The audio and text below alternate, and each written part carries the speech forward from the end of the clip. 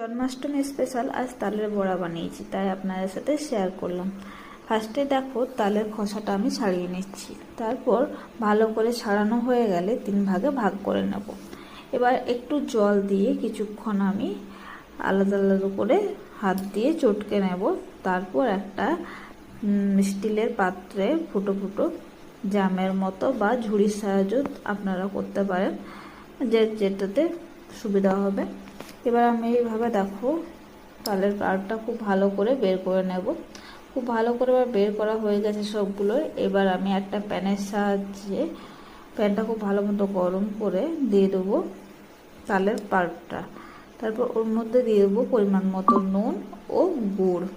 তারপর কিছুক্ষণ low to medium ফ্লেমে নাড়তে হবে।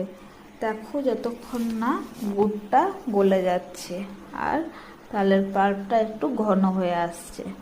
দেখো আমার কিছুক্ষণ নাড়ার পর গুড়টাও গলে গেছে আর কালারটাও চেঞ্জ হয়ে আসছে আর গ্রেভিটা ঘন হয়ে আসছে।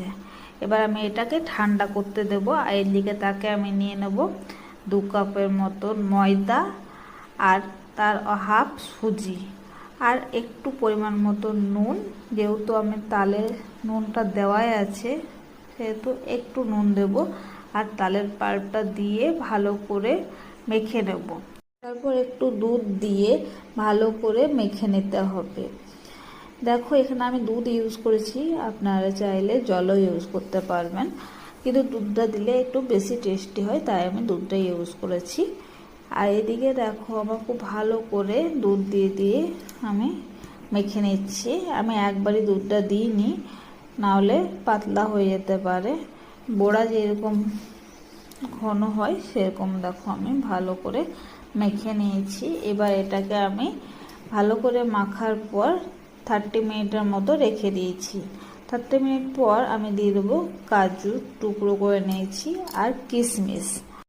ভালো করে মিক্স করে নিতে হবে। তারপর এদিকে তেল বসিয়ে দিয়েছিলাম, তেলটা খুব ভালো মতো গরম হয়ে গেছে। এবার একটা একটা করে ছেড়ে দেবো যাতে একটার সাথে একটা না লেগে যায়। দেখো বড়াগুলো খুব ভালো মতো ফুলে উঠেছে আর এইদিকে আমার সব বড়াগুলো ফ্রাই করা হয়ে গেছে। ব্যাস একদম রেডি জন্মাষ্টমী স্পেশাল তালের বড়া।